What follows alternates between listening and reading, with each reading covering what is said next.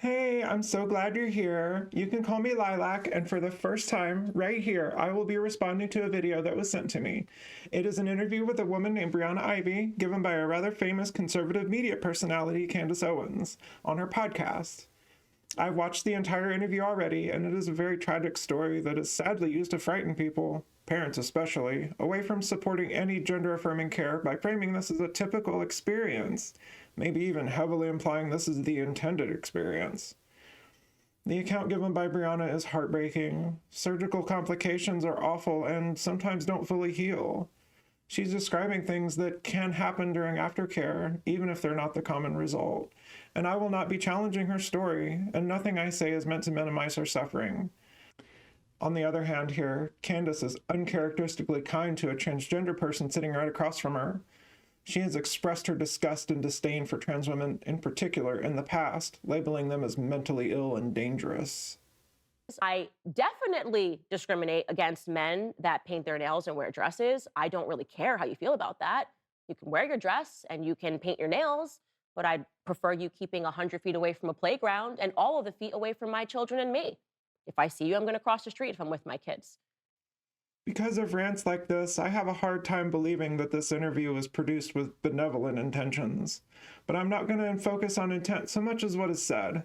This interview has upset at least one parent that I know of, and intentionally or not, it is delivered in a way that would encourage parents to be unsupportive of their trans children out of fear and concern for their safety and future.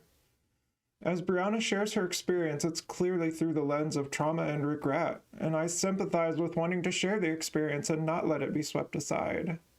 Still, this is not what happens to everyone. Both Candace and Briana make really big assumptions and draw very stretched conclusions to imagine a vast conspiracy to funnel confused children into the operating room. I know next to nothing of Briana's background, but I know Candace is extremely well, a lot of things, at least publicly. I went through some of her other content on the channel that featured this video. It is episode after episode of being angry or afraid towards so many ideas and people, vilifying them with terrible accusations based mostly on speculation. I find it disturbing how comfortable and confident she is about going on at length about the motivations of people she's never met, and maybe only knows they exist secondhand. This interview is over an hour long, and there is too much for me to address all in one video. If there's anything in here that I didn't address and you would like me to in another video, let me know down below. I actually found it fascinating how the interview began, and I think it merits a quick look. You know, I wouldn't be comfortable if I had to call you she. You were like, it's totally fine. Yeah, I'm so very in a happy to way, call you yeah. Brianna. And Yeah. because, like I said, I changed my name when I got married. This was apparently a conversation they had before filming the interview started. Candace does not respect Brianna's typical pronouns. Of course she doesn't respect them. Calling her she would be even more completely off-brand than just having Briana on. But instead of conducting the interview while referring to Briana as he, as would have been completely unremarkable, she draws attention to it. Then she makes some ado about even calling her Briana. But, whew, it's okay to call her that because it's her legal name. Although someone who takes Candace Owens seriously might call me petty, I take issue with this. Who decides what you're called? Does every person you meet get naming rights over you? Or do you expect them to refer to you the way you introduced yourself? It doesn't matter in the slightest what appears on your legal documents either. If someone asks, "Is that your legal name?" or they demand to know what's on your birth certificate, it would feel like hostility. This person you just met is not allowing you to name yourself, and that's insulting. It feels that way because you're probably accustomed to people taking you at your word for your name. Pronouns may not seem like an extension of that idea, but think about this. What if you began communicating with someone over email, or postal mail if you're more comfortable with that? The other person obviously can't see you, but it's really common to assume the gender of someone you're communicating with. What if they guessed wrong and called you miss when you were a sir, or sir when you were a miss or a ma'am? Before you correct them, hold on. Who decides your pronouns? You do, right? What if the person demanded to know what was between your legs before they would stop calling you miss? I don't know about anyone else, but my parents taught me that if it's covered by clothing, it's no one's business. If they won't see it, it does not even matter. You are in charge of your identity. Contrary to the commonly circulated stereotype, I don't get upset with someone who uses my old name or calls me he if that's understandable that they would. It helps if they correct themselves in the moment, but my identity is not subject to anyone else's whims. If you feel the same about yours, do unto others, right? Moving right along, the first question is very close to a common one that a lot of people have when meeting their first trans person. When did you first feel this way? It's not a bad place to start if you want to understand the experience, but that's not exactly what is asked. Let's start with your childhood and leading up to the moment where you started having feelings of confusion. That does not mean the same thing. It sounds like it's being framed that being transgender is like this brain fog that just kind of overtakes someone, like they lose touch with reality. Briana has her own response to this rather leading question. It may have been phrased that way because that's how she describes the experience herself, which is fine. Not all transgender people experience dysphoria the same way. While she describes a tumultuous family life, I grew up in a fairly typical family. I had a mom who stayed at home and a dad who provided for the family. It was a home steeped in Christian culture, not coincidentally the same culture now curated by Candace Owens in the Daily Wire in the modern day. I was steered away from anything queer-related, and I was uncomfortable even seeing someone gay or transgender, or listening to anyone who spoke favorably of gay or transgender people. Explain to them that I didn't graduate with a single trans person, but we weren't being exposed to trans ideology. This wasn't an option. Yeah. So what you're talking about is culture, Yes. and culture matters. And here is Jazz Jennings, and the media is telling the story, and it's super impactful. It's super interesting. Candace is right that culture matters. I was always treated like a boy, and I always acted like a boy. Because of the culture I was exposed to, I knew that to do otherwise was perverse and shameful. Growing up, I remember being taught the trope of a man's hairy legs or broad shoulders in a dress was repulsive. What she is calling trans ideology here, it was something I would have actively avoided if I had seen it. This isn't even getting to the depictions where the revulsion was played for laughs. Candace goes on to ask if seeing a trans person on TV gave her the idea that she was trans, and Briana agrees that the depiction resonated with her. I, on the other hand, at 12 years old, would have seen Jazz Jennings as weird, scary, and unnatural. By then, I knew that being gay or transgender was considered sin. So that's why whenever I started having thoughts of longing to be a girl, I made sure no one would ever know. God would deliver me from anything bad if I prayed. I battled those thoughts and tried to be rid of them. For years, I cried and prayed in secret for God to save me from these perversions. But they did not go away. You can make of that what you will, but I know what was in my heart. But when you speak to a lot of people in that community, you'll hear stories of something that happened to them when they were a child. And once they get into their stories, there's always this thing where I wanted to get rid of my identity. I wanted to just be somebody else. There were a few things. Because of this, I just had so much shame throughout my entire childhood and even up till now recently. Again, here, Briana can speak for herself, but she does not speak for trans women in general. Shame was definitely part of my experience too, but I also cultivated a masculine identity that I hoped would please the people around me and keep me safe.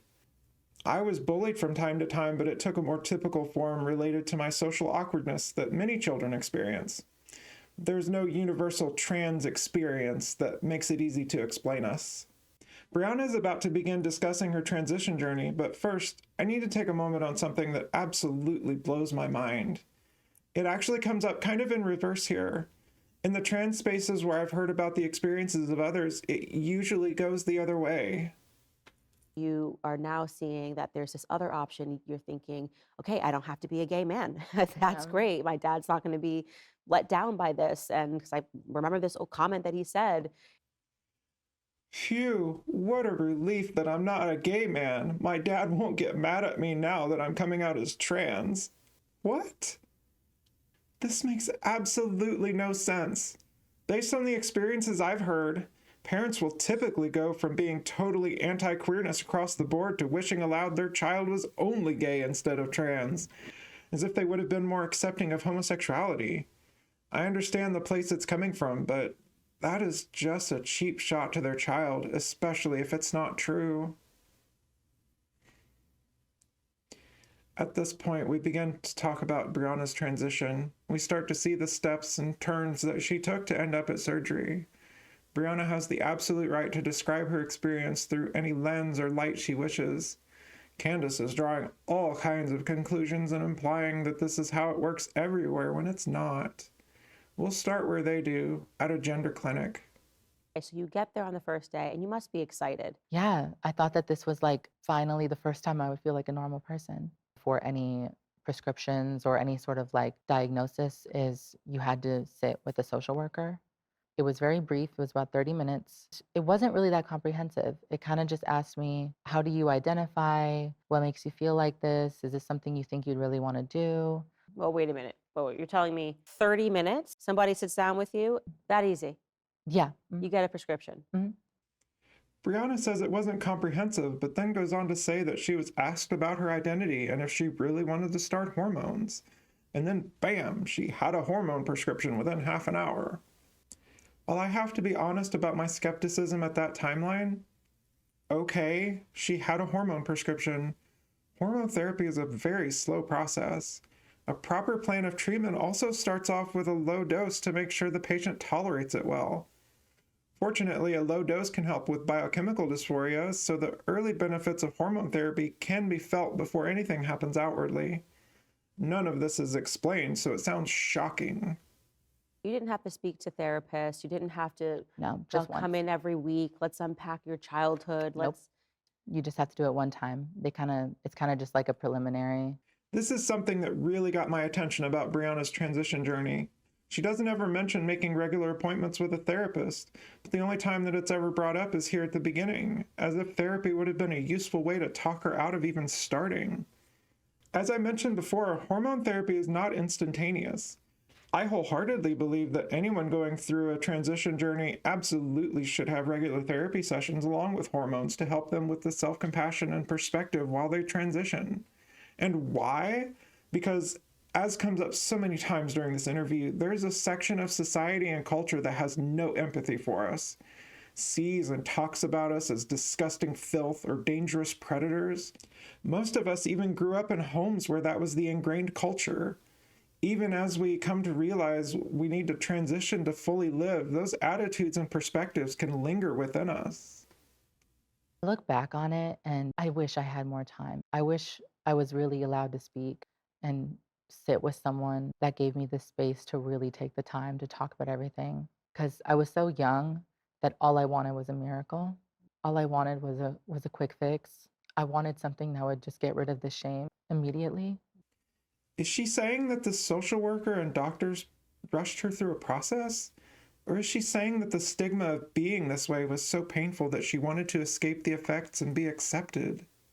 When I began hormones, I noticed changes actually pretty quickly because I was so young. Wow. Yeah. And how quickly from first taking the first pill to, noticing like, oh, I'm starting to look a little bit more effeminate. I'd say about a year or two. So very quickly. Yeah, very quickly. Okay, so you're happy in that first year? Yeah, it felt good. It felt good. The list of changes that follows are not implausible and would vary per person based on age, genetics, etc. But all of these things would be happening over the course of weeks and months. These things are not instantaneous. Candace asks how long the changes took to appear, and Brianna replies with, a year or two. Oh, so very quickly. Yeah, very quickly. I'm sorry, when I was a teenager, or even now, 2 years is not quickly for something I am living through daily. But Brianna also says she was happy. She was happy. In that time that I started this was right before high school. My family and I decided to move just so that way I could kind of restart, let go of some of the things that were happening with the people around me before. The community was well aware that there was going to be a transgender child coming. I remember there were conversations about it before school even started. My mom and I met with the principal and officials at the school to talk about the bathroom. For me and my mother, our biggest priority was not only my safety, but everybody's. That doesn't make me feel better to make my community uncomfortable Mhm. and to make them feel threatened. I told you it was going to come up again. Brianna was starting high school and moving to a new area to get away from issues at an old school, but the first thing they do is blare the warning siren to everyone at the new school. Brianna is treated like a potential danger and a threat. She even talks about herself as if the other girls need to be protected from her. She says that her concern was not just for her safety, but for everyone else's. It's sad that I know exactly where this is coming from. We are taught to fear ourselves through the eyes of others, and through that, to fear what others will do to us once that fear overwhelms them. We turned to that gender clinic because we were desperate. We were vulnerable. I know that like I was on the brink of giving up before I started. Like I just didn't want to live anymore. This is where we really start to paint the detail of this ugly picture, and Brianna is starting to participate. They went to the gender clinic because they were desperate and vulnerable. What brought them to that situation? Were they desperate and vulnerable because Brianna was being tormented and manipulated into being transgender so she would seek out one of these evil bastions of unnatural science? Or was she tormented by people in her life and conditioned by a culture that demeans and stigmatizes people like her until she found people that wanted to help? People understand that you are a trans student, so that's known. Were you bullied at all? Where Yes. you were? I was completely alone at school. I pretty much didn't speak to anybody for like the first 3 years. I thought that I would feel brand new and my mental health did not get any better. This is heartbreaking and completely unsurprising. But again, why? She was not bullied and isolated as a natural result of being transgender. She was ostracized because the people around her and she herself were taught that people like us are weird and disgusting.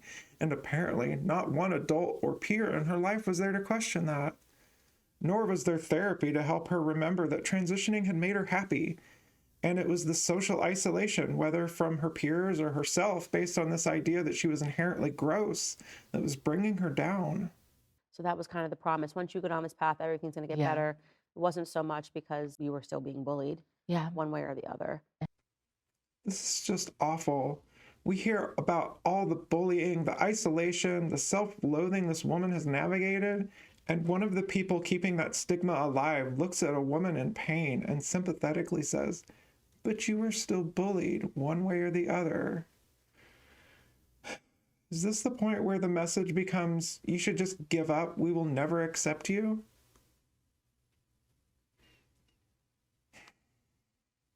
Brianna explains the idea of passing at a very basic level. I would say that passing is just being recognized socially as the gender you present. It can be somewhat subjective, but at its core is acceptance. That began for me when I was about 17. I had enough physical change that I would speak to people, I would go places, and they would just immediately recognize me as being female. My mental health still wasn't better. So at this point, you are realizing, okay, I'm passing now. People don't even question this. People think that I'm Mhm. a female, and yet I still feel this void. So you then go, maybe I've got to do something Yeah, more drastic. I still felt empty. I just didn't know who I was supposed to be. At this point, I'm getting the sense that we're supposed to be under the impression that transitioning is futile and leads to endless struggle for something ever out of reach. But I have a different perspective. We have listened to Brianna describe going through school isolated and ostracized as disgusting, not even being seen for the person she is. Why would now passing fix all of that? She describes feeling drawn towards surgical intervention because of these feelings of inadequacy. I turn back to social media. I turn back and I look at other transgender people. Oh no. Something very prevalent in the transgender community, specifically among transgender females, surgery is almost a status symbol. She's talking about the effect of social media like it's exclusive to transgender women. Social media is full of curated beauty and staged success that is like lighter fluid to any little ember of insecurity. Candace even acknowledges this. The YouTubes and the TikToks and the Instagrams are great for entertainment, finding new ideas, or staying up to date with whatever subcultures you find appealing. But no, it's not an appropriate place to judge your transition progress or find a surgeon. There's nothing about being trans that automatically makes you think it is either. A very common theme every time we were in the gender clinic was that these surgeries and doing all this young, you won't even really feel transgender you'll look like a biological female. You'll be one. Here's where we start discussing the real issues with trans healthcare. We are back at the gender clinic, and the details are starting to be colored in about why this place is supposed to be horrifying. She mentions a common theme being, you won't even feel transgender. Now, she took that to mean what? It's being portrayed as her believing that she would look like a biological female, that she would be one. Now, here's where our language lets us down a bit. We could start picking apart what this term and that term really refers to, what specifically a biological female even is. As someone who grew up in conservative culture, I understand that's pretty useless if you don't know or care how being trans works. And trying to explain any of that is a pretty quick way to get mocked. That's the most frustrating part, though. Is Briana saying that she believes surgery would enable her to carry a fetus? I've never encountered a transgender person who believed that. Would it change her genetics? She would have to know absolutely nothing about genetics, not even the 8th grade level biology that makes people think everyone is XX or XY, and that is always one-to-one with their reproductive ability. Or she's saying that she believed surgery would enable her to live life without the trans label always following her around like a brand? Why would such an idea ever bring her to such desperation? Social isolation? Stigma? Being told to keep 100 feet away from a playground and all of the feet away from a mother and children? Maybe the people at this clinic made her believe that she could finally stop feeling like a threat to everyone around her. It gave me the idea that I almost wouldn't have to be transgender because if I do this all really young and fast, then I feel like I can skip that. They made it feel real. They made it feel like that was a real thing. Now we've set the stage. Briana has transitioned this far, and it hasn't brought her the acceptance of society or her peers. Somehow this is the fault of her being trans, and not because there are very vocal people in the world keeping the idea alive that we're dangerous. The gender clinic has apparently been hard at work telling her school that other students need to be protected from her and ensuring no one teaches her self-acceptance. As meticulously planned, she has now returned to them in desperation like a lamb to the slaughter. As soon as I was about 17 and 18, I started to plan out procedures I wanted. I discovered a surgeon from TikTok. She found her surgeon on TikTok. We just spent all this time making it sound like the gender clinic was this hub of doctors and surgeons out there transing our kids. All those jabs at the people in the gender clinic could really make an uninformed viewer blame all of them for what follows. I mean, she's on TikTok and she's like using popular sounds and making jokes and like discussing these procedures so lightheartedly.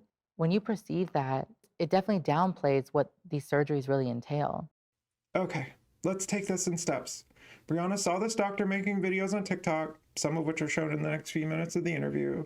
From this, she assumes that surgery is to be taken lightly, and she goes to a consultation, and what? The details are really glossed over here. Let's get this straight. The TikToks shown here are not very good. I haven't seen Dr. Gallagher's other content, and from what I found in a brief search, she's not a very skilled surgeon either. We'll come back to that, though. She immediately had me come in for a consultation. We talked about the surgery. She said, oh, yeah, like this is kind of a rundown of what it is. She had gone over 2 of them. That was really it. Immediately after my appointment, she relocated to Florida. That was when I was referred to Dr. Joshua Roth. So Dr. Gallagher did explain the procedures to Briana. It was given this yada yada treatment in the retelling, but Briana just said she explained 2 techniques. Then she relocated at some point after this consultation, and Briana was referred to Dr. Roth. I also did a little bit of searching on him as well. We'll put another pin in that. They handed me a blue piece of paper and it was like taking an order. Oh, how do you want us to do the surgery? Here's 3 different ways we can do it. Okay, the thing comparing the form to a menu felt needlessly petty. If they offer you more than one technique that you can elect, how else are they going to record which one you want? Anyway. How are you feeling the night before? I thought that I was going to feel like a normal person for once. This is the promise that my family and I have been sold since I was a kid. We will make her into a real woman. She doesn't have to deal with what older trans people go through. She won't have to look in between. We will do it all young and it will be perfect. There it is. This is what this poor girl has gone through. She wanted to escape the stigma of being transgender. Briana has been immersed all this time in a culture that says she was male and warranted a healthy fear from others. The basic acceptance of her identity was put on the other side of all these hurdles.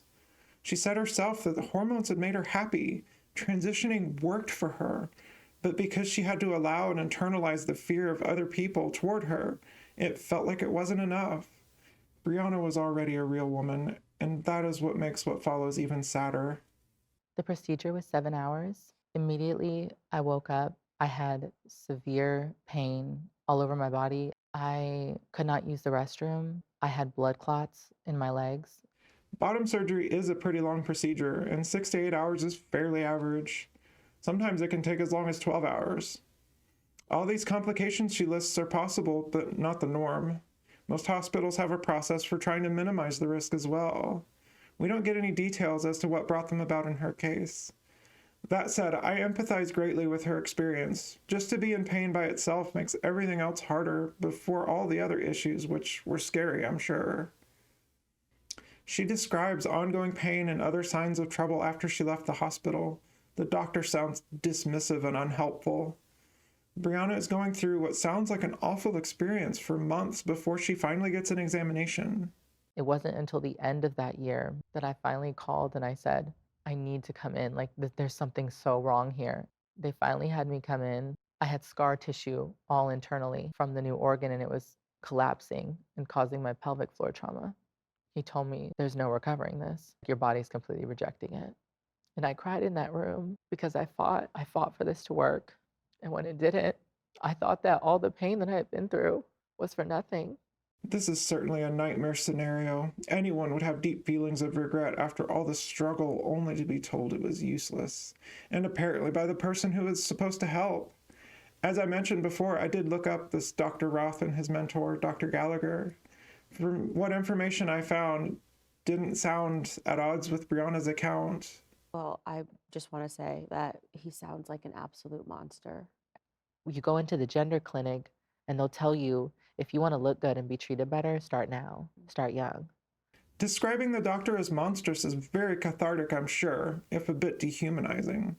But now we're getting to the heart of what this interview is about. I feel like Candace and Briana are advocating separate messages here. Candace has made her distaste for people like us known with past content. I would be surprised if there was any situation she would approve of a transgender person, young or old, having bottom surgery. Briana seems to be focused on the regret of being pushed to have surgery young. Multiple times in this interview, she has made mention of being told by those around her that doing all of this young will be better for her. But remember, her initial exploration into surgeries was because of social isolation and being made to feel like a threat. She just wanted to be a real woman, remember? I don't even want to go through this next part, but it does really show off the color palette of this interview. So let's spend some time on it. Even us having this conversation is a risk. So how does it make you feel to know that there seems to be almost a conspiracy to stop this truthful narrative? You are from the bottom of your heart sharing your story to help people, and yet this conversation could potentially be blocked. Anytime I had shared this story privately, especially to other transgender people, they were coming up with excuses to try and make it seem like it's okay. Right.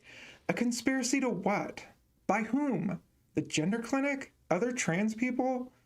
While I can't say with the almost amusing overconfidence of Candace, those other trans people might have been afraid that circulating this in conservative circles might lead to it being used as a horror story to scare parents away from supporting gender-affirming care in general. Not an invalid concern, actually. There are accounts like this found in trans spaces where it can help someone seeking surgery to avoid these experiences when they do happen. I just wanted a miracle. In my view, and I know that a lot of people watching this are going to have the same view, the entire system failed you. Yeah. The entire system victimized you, preyed on you, and then victimized you.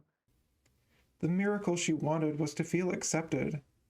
Besides the awful treatment by the surgeon, what part of the system failed her? She got hormones at the gender clinic. She said they made her happy. She found her surgeon through TikTok. I don't have a high opinion of the platform in general, but TikTok does not purport itself as a place to seek medical providers either. She said she was looking for a surgeon because she didn't feel real. I would say what failed her was the environment where her peers were taught that it was okay to fear her for no reason, where she even felt the need to protect other people from herself.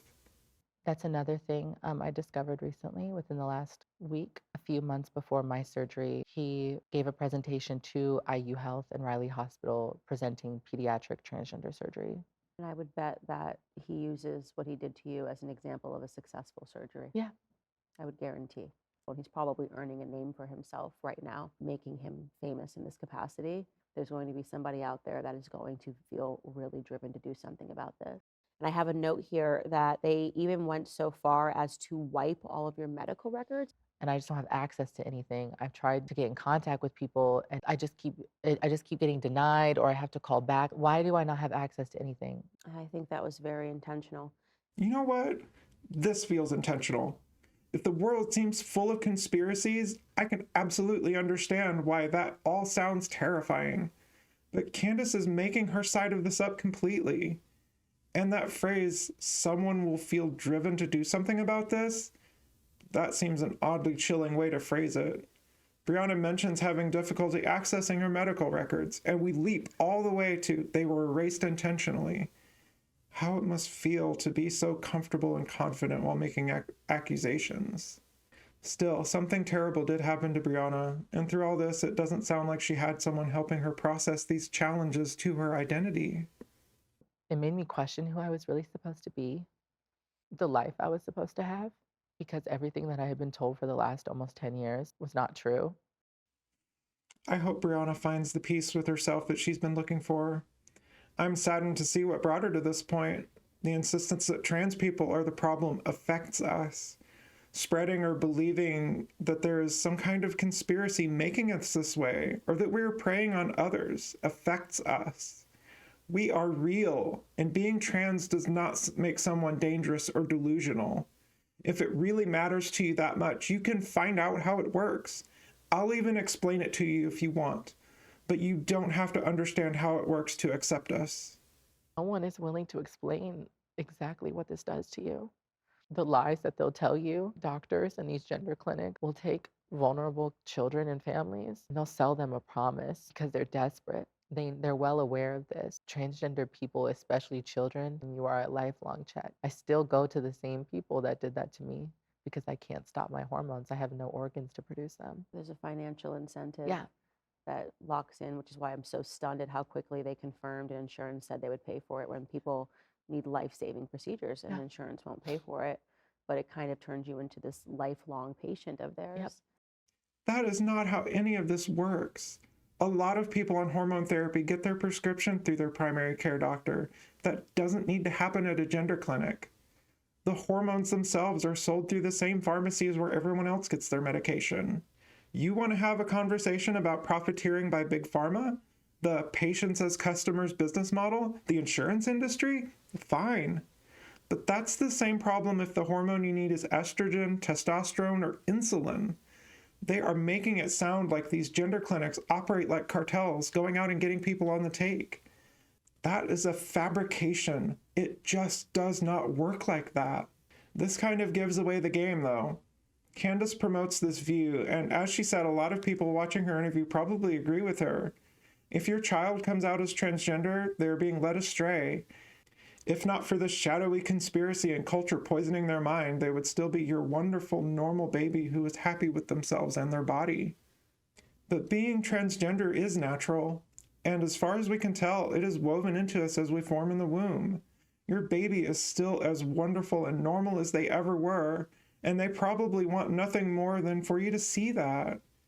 Hormones, and yes, even surgery, can help with different aspects of dysphoria.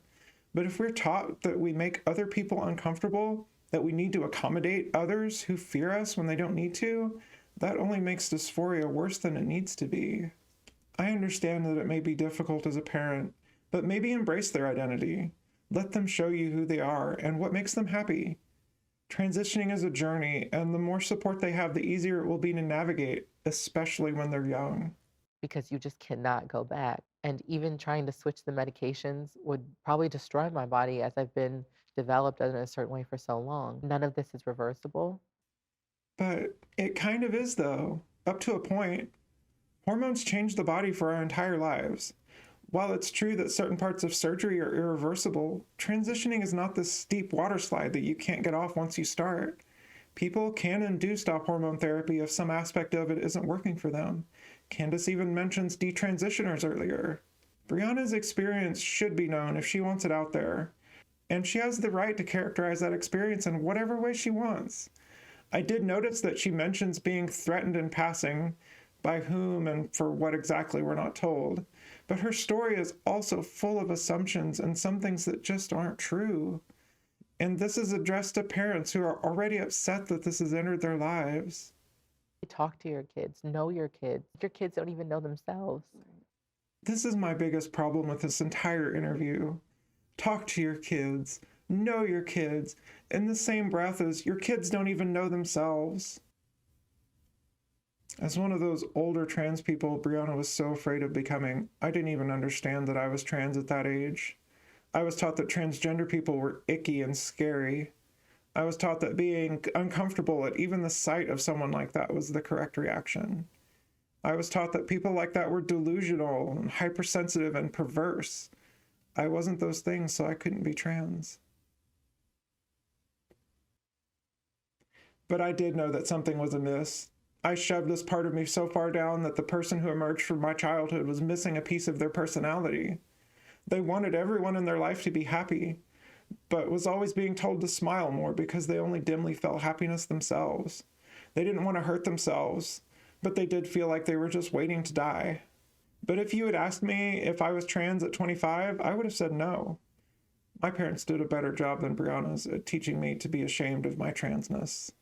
So if your child has come out to you as trans, yes, talk to them and listen. Maybe they don't completely understand it, but they probably have some awareness of their needs, even when they're young. Transitioning is not some cliff that they're about to walk over. It may be hard to process, and it may hurt because it feels like we are abandoning the identity that you passed down to us when we were born. Speaking as an admittedly older trans child to my parents, I didn't let go of that identity lightly. And I am still me. I feel more alive than I ever have. I bring joy to the people around me, and now they see that joy in me. Else, I think just from the bottom of both of our hearts, we just want people to have access to true information. That is so reasonable, right? Candace cares so much about our well-being that she is working hard to expose this vast conspiracy that is turning your kids trans. It's not that she's trying to scare you away from supporting us. It's not that she's trying to get younger trans children in conservative homes to run back into the closet. She cares about transgender people and their parents, you see? Oh, Candace is not accepting. We need to be more accepting of the people, the men who like to wear panties. I'm good. You can be more accepting of it. You run that risk when you see a guy who looks like a freak and you're with your children and say, to be accepting, I'm going to put my kids next to him. I'm not going to be that person. I'm going to go, that looks weird, and I'm going to move away from it. She's talking about people like Briana and I there. I don't know Briana. She can clearly speak for herself.